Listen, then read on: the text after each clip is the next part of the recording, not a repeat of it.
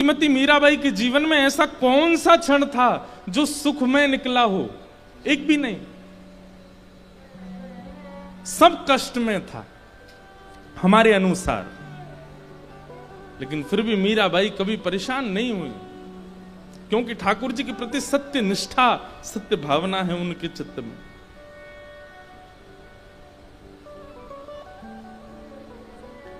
तो भगवत दर्शन से पहले सबसे पहले जो आपकी दृष्टि में गुण आना चाहिए वो ये कि ये सत्य हैं, ये सब जानते हैं। और जो बात हमने कही उसको नोट कर लीजिएगा। देखिए, सत्य कोर्ट में बैठे जज को नहीं पता होता, वो दो ही कपड़ों में मिलेगा आपको 365 दिन, काला और सफेद। श्रृंगार करके जज नहीं बैठता, श्रृंगार करके राधा रमण जी बैठते हैं, श्रृंगार करके राधा वल्लभ जी बैठते हैं, श्रृंगार करके कुंज बिहारी लाल बैठते हैं, श्रृंगार करके हमारे ठाकुर गिरधर लाल बैठते हैं। अरे उनके श्रृंगार का थोड़ा तो मान करो। ये तो वही बात हो गई कि दुल्हा बना कोई पहली बार और जैसी घोड़ी पर बैठा आप उसके पास गए, सब तो नाच रहे थे, लेकिन आप जाकर भैया मेरी बात सुनो, मेरी बात सुनो। उसने नीचे कान के घोड़ी पे बैठा बेचारा, क्या बात है, मुझे 5 लाख रुपए की जरूरत है, दे दोगे थोड़े से? अरे भाई अभी तो तू देख ले, मैं कहाँ दुल्हा बना बैठा हूं, तू मुझसे 5 लाख रुपए की याचना करता है। कोई दुल्हा बना, आप उसके पास, अरे भाई सुनो सुनो सुनो, क्या हो गया? मुझे बुखार आ रहा है बहुत तेज। अरे तो भाई दवाई ले ले, मैं दुल्हा हूं, मुझे क्यों छेड़ रहा है? ठाकुर जी तो हमारे रोज दुल्हा बनते हैं। जाओ राधा वल्लभ लाल, श्री राधा वल्लभ जी रोज दूल्हा बनते, रोज सेहरा पहन के बैठते हैं। रोज मंदिर में जाओगे, राधा वल्लभ जी के मंदिर में लिखा होगा आज ब्याहुला है, ठाकुर जी का आज ब्याह हो रहा है। और आप क्या कह रहे हो? हे नाथ, मेरी कॉर्पोरेट में जॉब लगी, मेरे को मजा नहीं आ रहा उसमें, कुछ और मेरे को करवा दो। ठाकुर जी कहेंगे बावड़े, हम दुल्हा बने बैठे हैं, तेरी तू जॉब की बता रहा अपनी हमको। अरे रूप देखो, स्वरूप देखो, उनका ऐश्वर्य देखो, उनकी सुंदरता देखो, उनका श्रृंगार देखो, उसके आगे कोई कैसे याद रख सकता है कि मैं क्या सोच के आया था?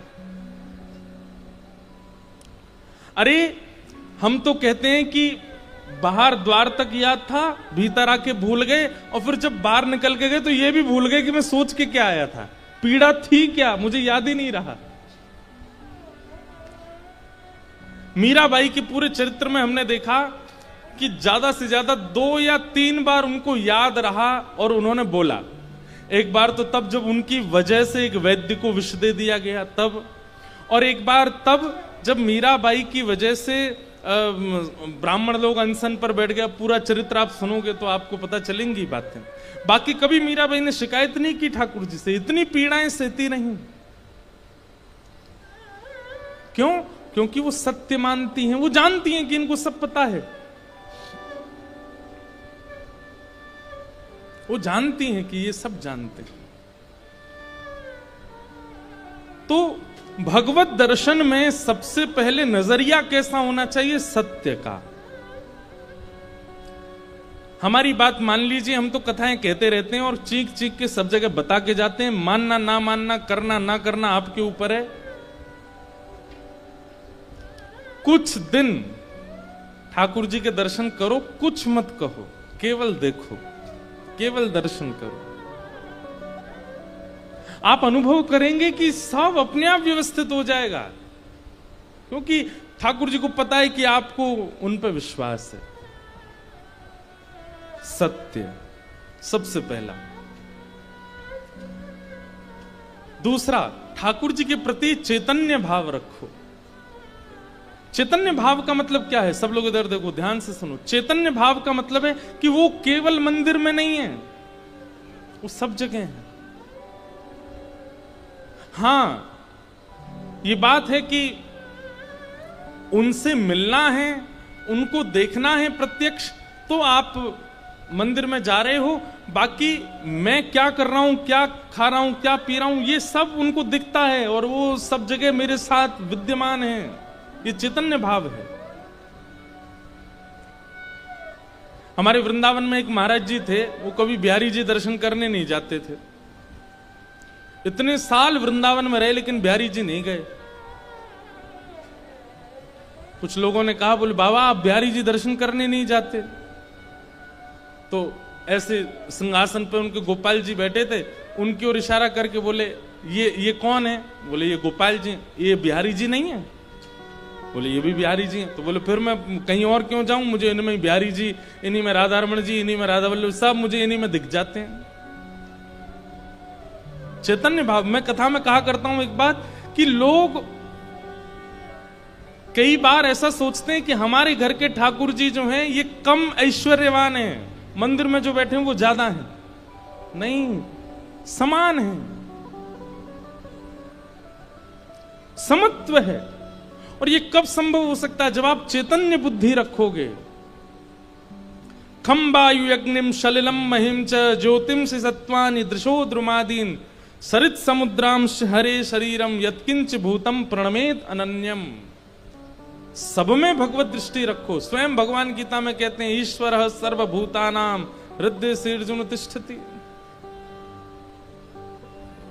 सब में भगवत दृष्टि, चैतन्य भाव। और सब में अगर नहीं कर पा रहे हो, अभी इतनी योग्यता नहीं बन रही कि सब में भगवत दर्शन हो, तो कम से कम मानव छोड़ करके जड़ वस्तुओं में ही देखना प्रारंभ कर दो।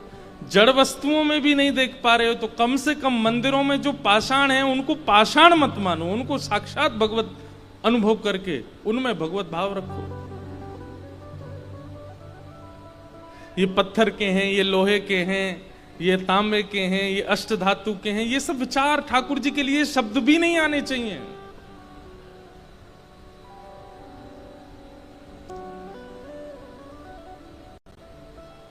हमारा संबोधन कोई इस प्रकार नहीं करता, देखो वो मांस का टुकड़ा घूम रहा है, तुम मिलके आए उससे।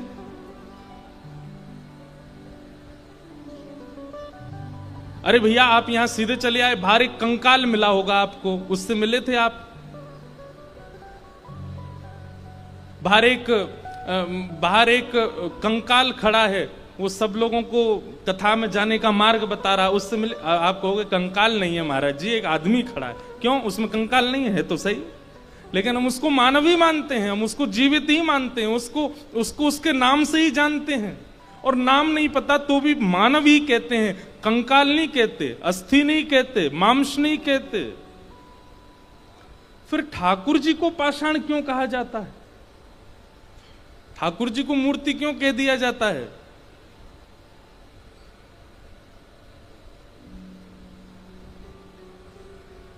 ये चैतन्य बुद्धि नहीं है इसलिए कहा जाता है। अरे वो चित्रपट भी है ना तो भी ठाकुर जी हैं, वो अष्टधातु के हैं तो भी ठाकुर जी हैं, वो मार्बल के हैं तो भी ठाकुर जी हैं, वो गुड्डा गुड़िया हैं तो भी ठाकुर जी हैं। कितने बालक ऐसे हमने देखे हैं गुड्डा गुड़िया लिए घूमते हैं, ठाकुर जी के रूप स्वरूप के, उन्हीं का श्रृंगार करते हैं, उन्हीं को गोद में बैठाते हैं, उन्हीं को हृदय से लगाए रहते हैं। चैतन्य बुद्धि यदि नहीं होगी तो फिर ठाकुर जी का अनुभव मुश्किल है। सबसे पहले सत्य दृष्टि, दूसरी चैतन्य बुद्धि ठाकुर जी के दर्शन में, और तीसरा है आनंद स्थिति। दुनिया के सामने रोइए, दुनिया के सामने चिल्लाइए, दुनिया के सामने चीखिए, दुनिया के सामने जो करना है करिए, पर जैसे ही ठाकुर जी के सामने जाते हो प्रसन्न हासारुड़लो चलो लसत, अत्यंत प्रसन्न मुद्रा में जाओ, अत्यंत आनंद के साथ जाओ, खुश होकर के जाओ। वहां पर उदास हताश निराश रोते हुए नहीं जाना है ठाकुर जी के सन्मुख।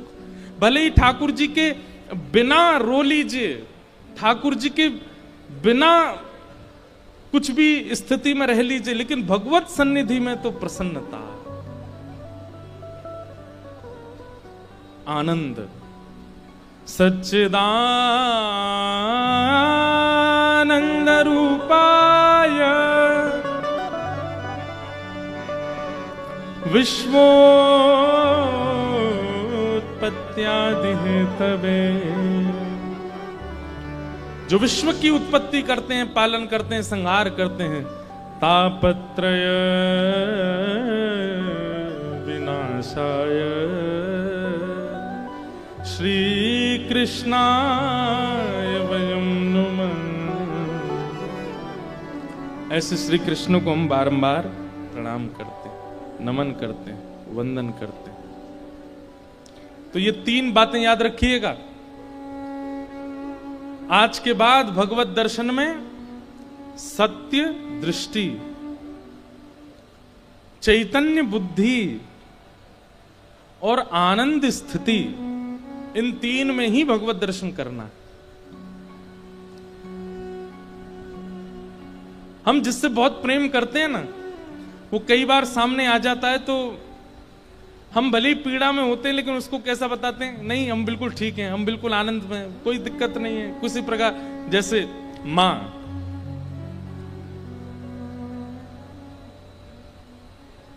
जैसे मां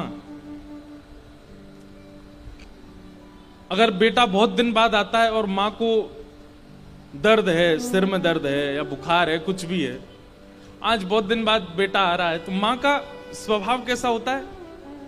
उसको पता ना चल जाए, उसको पता नहीं चलना चाहिए कि मैं बीमार हूं, उसको पता नहीं, मेरी दवाइयां छुपा दो। कई माँ ऐसे करती है ना। या बेटा बाहर भी होता है तो माँ घर के लोगों से कहती है डॉक्टर बुला लो, दवाई करा दो, उसको मत बताना, उसको पता नहीं चलना चाहिए। क्यों? प्रेम में सह लिया जाता है, बताया नहीं जाता है। और जहां सहने की स्थिति ना होती हो, वो प्रेम नहीं है। हमारी व्यासपीठ प्रेम लक्षणा भक्ति को केंद्र में लेकर के चलती है, और यहां प्रेम लक्षणा भक्ति की बातें बताई जाती हैं, इसलिए उसी भाव से सुनिए। हमारी व्यासपीठ और भागवत जी की माने तो ठाकुर जी के सन्मुख कहना नहीं है, सहना है। आपकी जैसी राजी हम राजी हैं, आपकी जो रजा हमको प्रिय लगती है हम सह लेंगे, लेकिन कहेंगे नहीं आपसे।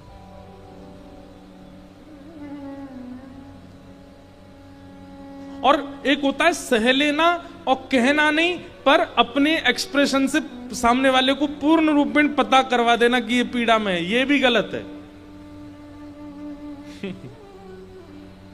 कई लोग ऐसे होते हैं, वो आपको बोलेंगे नहीं कि आपसे परेशान है, पर हरकतें ऐसी करेंगे कि आपको पता चल जाएगा कि आप परेशान हो।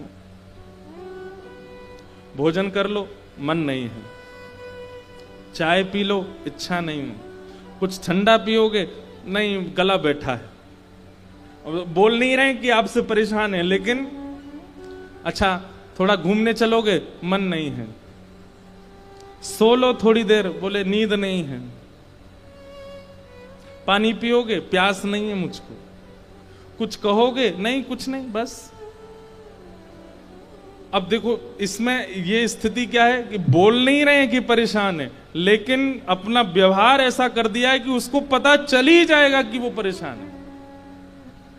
कई लोग ऐसा भी कर सकते हैं, ठाकुर जी के सन्मुख जाकर के बोल नहीं रहे, इंद्रेश जी मना करके गए थे, बोलना नहीं है, कष्ट कितना है। पर मंदिर में जाके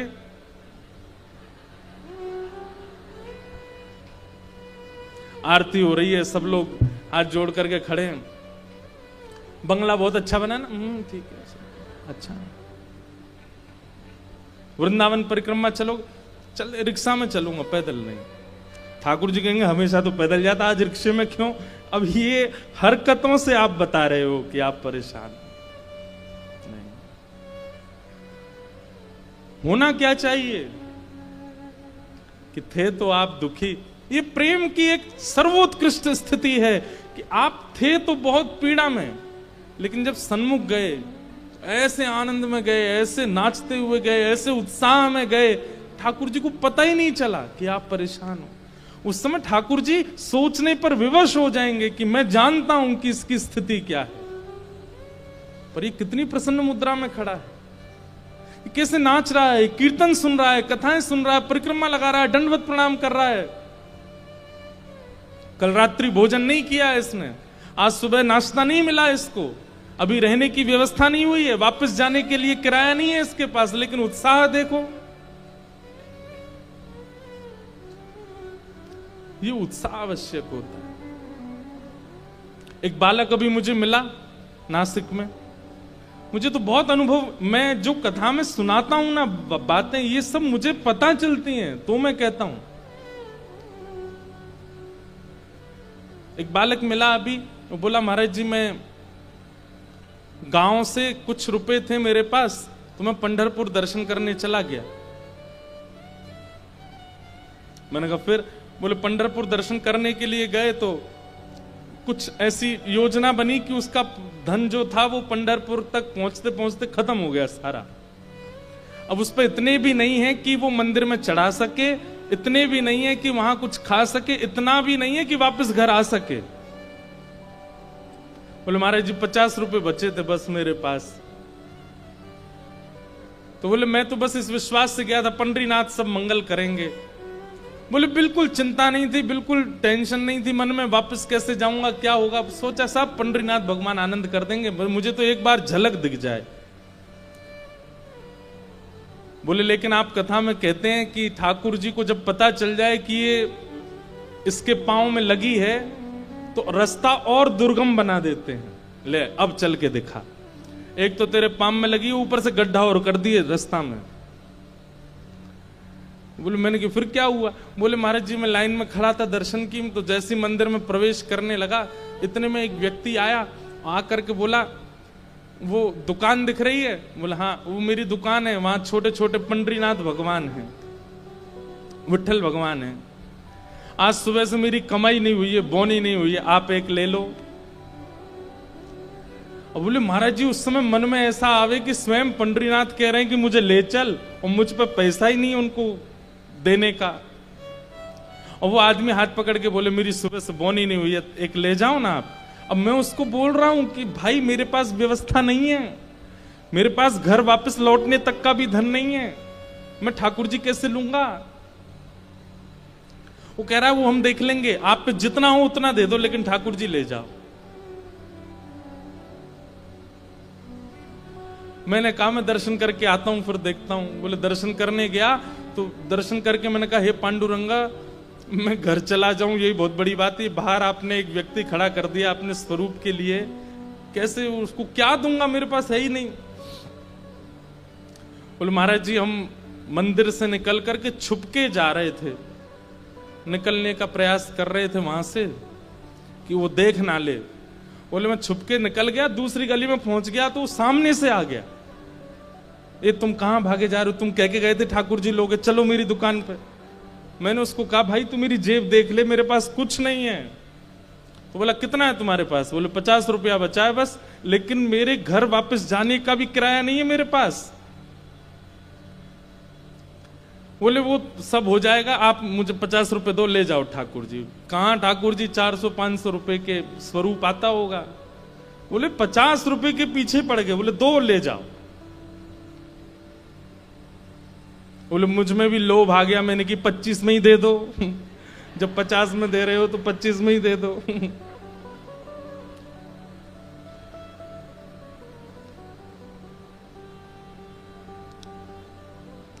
ले लिए ठाकुर जी।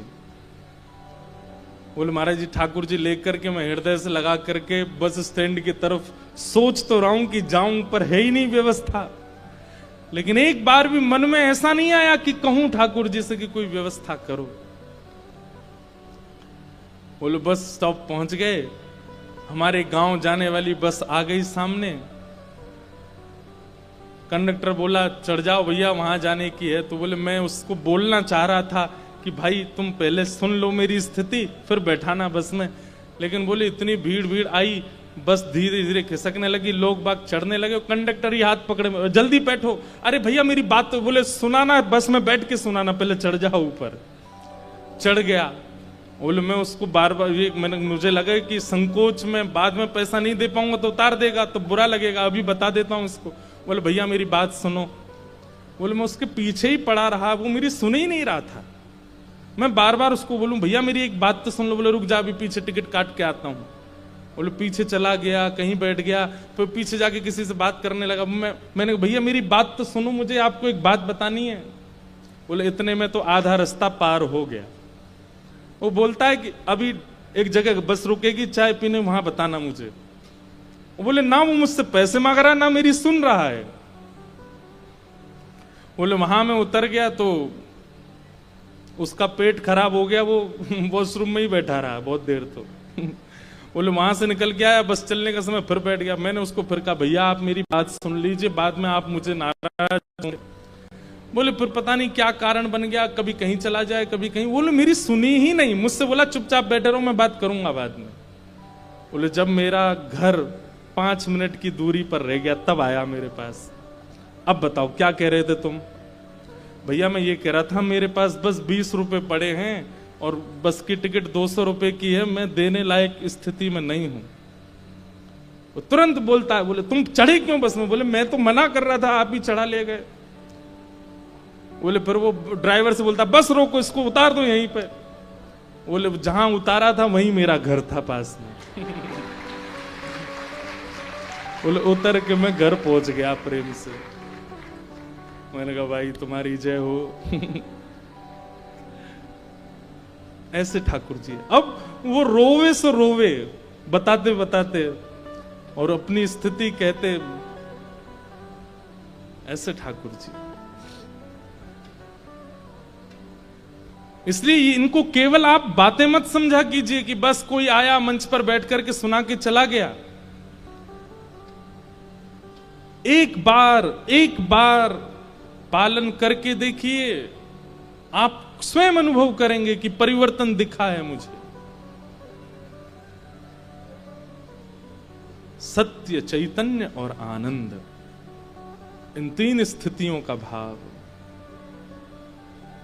श्रीमद् भागवत का प्रारंभ इन 3 शब्दों से होता है, तो सोचिए इन शब्दों की महिमा कितनी होगी।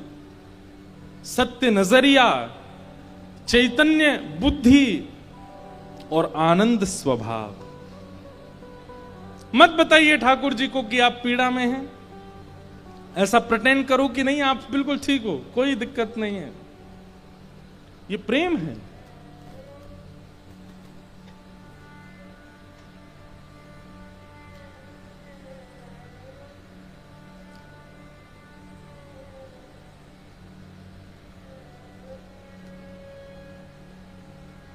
न कोई शिकायत नहीं कोई अर्जी, कर लो करा लो प्रभु जो है तेरी मर्जी।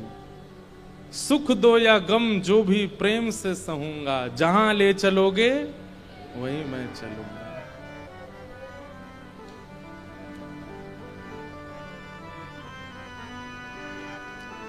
न कोई शिकायत नहीं कोई अर्जी, कर लो करा लो प्रभु जो है तेरी मर्जी।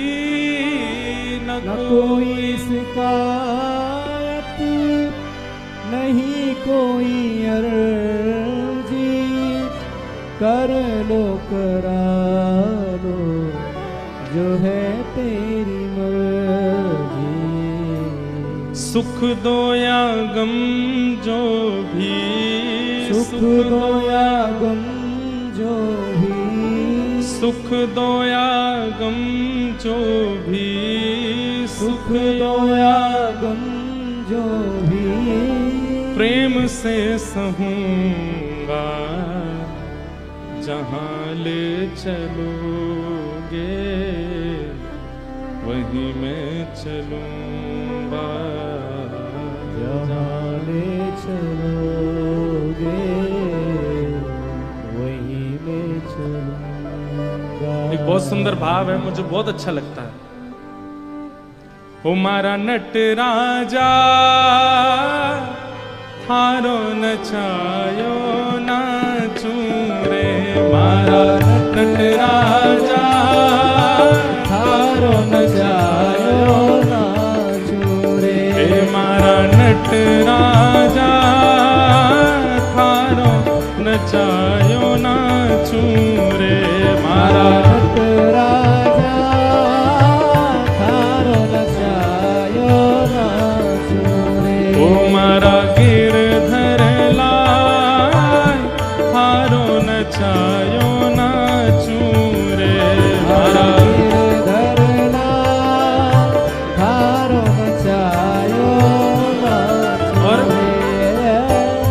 जा रंग रा कपड़ा पहरावे वैसो ही स्वांग बनाऊं। जा कपड़ा पहरावे वैसो ही स्वांग बनाऊं। जा रंग रा कपड़ा पहरावे तैसो ही स्वांग बनाऊं। जा रंग रा कपड़ा पहरावे तैसो ही स्वांग बनाऊं। और जैसो बोल बुलावे मुख सो, जैसो बोल बुलावे मुख सो, जैसो बोल बुलावे मुख सो, जैसो बोल बुलावे मुख सो। मैं वैसी ही बात सुनाऊं सुनाऊं मारा गिरधर लाल थारो नचायो नाचूं रे। मारा गिरधर लाल थारो नचायो नाचूं रे। हे राधा रमण लाला थारो नचायो नाचूं रे। राधा रमण लाल करताल बजा के गाओ श्री राधा रमण लाल की।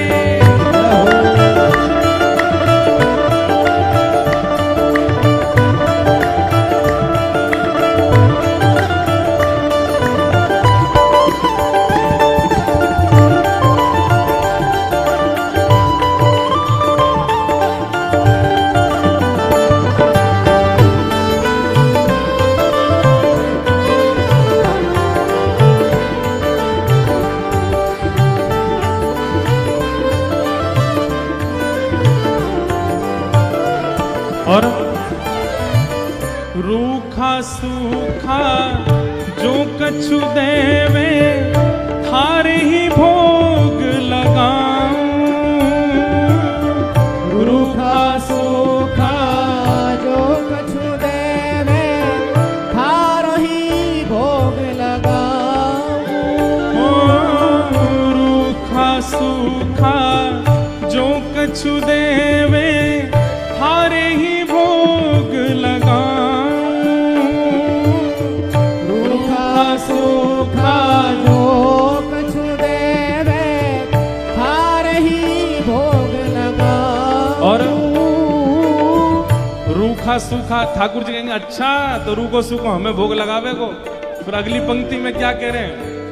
और कभी कभी हाँ खीर परोसिया छाछ राबड़ी, खीर परसया छाछ राबड़ी, खीर परसिया छाछ राबड़ी, खीर परसया छाछ राबड़ी। मैं सवई प्रेम सो पवाऊं पवाऊं मारा गिरधर लाल थारो नचायो नाचूं रे। मारा गिरधर लाल थारो नचायो नाचूं रे। हे मारा नट राजा थारो नचायो नाचूं रे।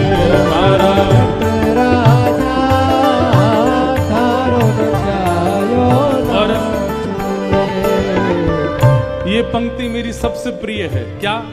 घर का प्राणी कहा न माने मन मन खुशी मनाऊं। घर का प्राणी कहा न माने मन मन खुशी मनाऊं। ओ सखा संबंधी कहा न माने मन मन खुशी मनाऊं। सखा संबंधी कहा न माने मन मन खुशी मनाऊं। कोई व्यक्ति आपकी एक बार कही गई बात मान जाता है, इसका मतलब क्या है? आपकी हर बात मानने वाले व्यक्ति के प्रति आपका मोह बढ़ेगा। अरे मैं जो कह दूं तुरंत करता है, और कोई आपकी ना माने तो उसके प्रति जो तनिक मोह होगा वो भी छूट जाएगा। ठाकुर जी यदि घर के लोग आपकी बात नहीं मानते हैं तो ठाकुर जी चाह रहे हैं भाई सब तज हरि भज, सब छोड़ दे मेरे पास रहे। घर का प्राणी कहा ना माने, मन मन खुशी मनाऊं। घर का प्राणी कहा ना माने, मन मन खुशी मनाऊं। हे थारे इस मंगल विधान में, थारे इस मंगल विधान में, थारे इस मंगल विधान में, थारे इस मंगल विधान में, मैं काहे टांग अड़ाऊं अड़ाऊं गिरधर लाल, थारो न चायो ना चूरे मारा। गिरधर लाल, थारो न चायो ना चूरे।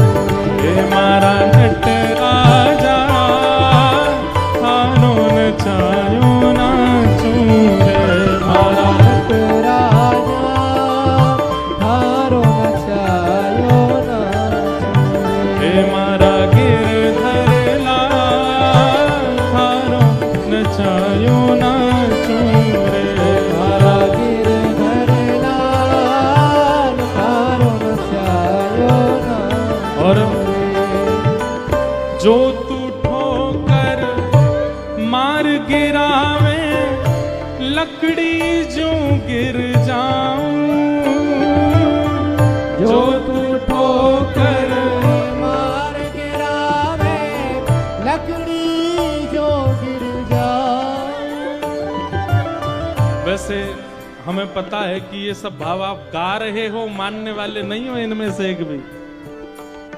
घर का एक भी आदमी अगर आपकी सुनना बंद कर दे तो आप अनुष्ठान बैठा दोगे, आप ठाकुर जी के पाठ शुरू कर दोगे हनुमान चालीसा के, पत्नी सुनना शुरू करे मेरी नहीं।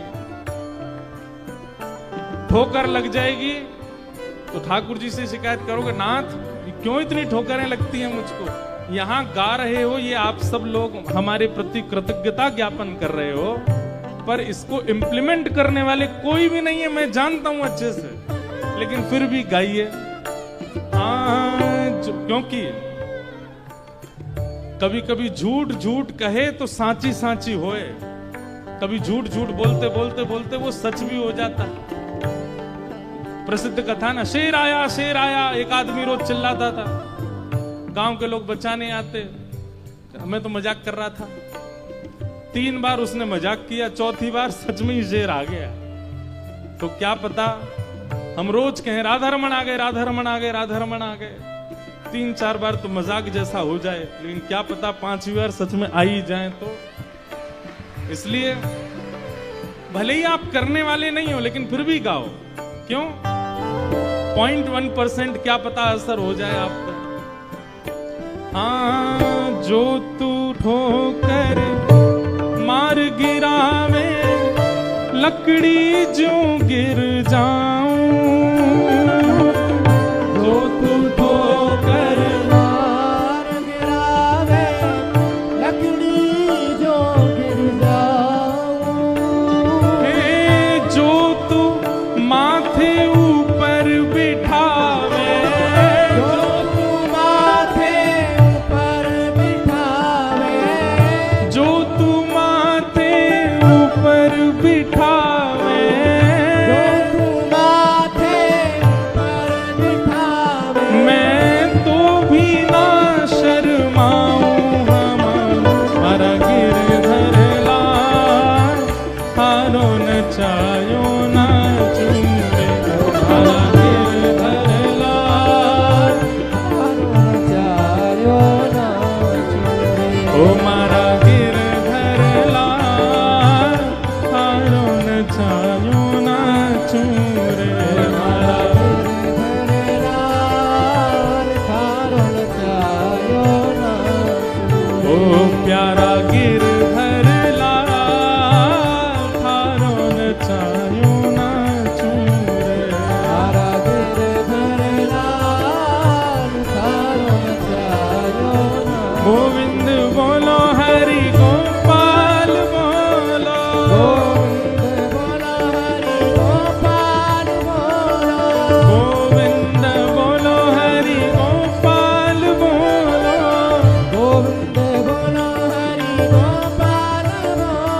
श्री राधा रमण हरि गोविंद बोलो श्री राधा रमण हरि गोविंद बोलो हरि गोविंद बोलो हरि गोपाल बोलो हरि गोविंद बोलो हरि गोपाल बोलो हरि गोविंद बोलो हरि गोपाल बोलो श्री गोविंद बोलो हरि गोपाल बोलो करताल बजा के गाओ श्री राधा रमण हरि गोविंद श्री राधा रमण हरि गोविंद बोलो श्री राधा रमण हरि गोविंद बोलो श्री राधा रमण हरि गोविंद बोलो श्री राधा रमण हरि गोविंद बोलो जय जय श्री राम जय जय श्री राम जय जय श्री राम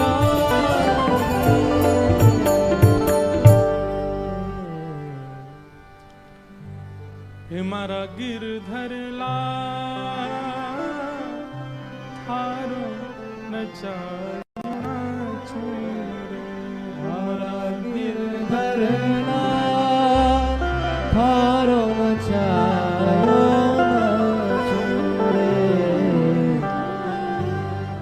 सच्चिदानंद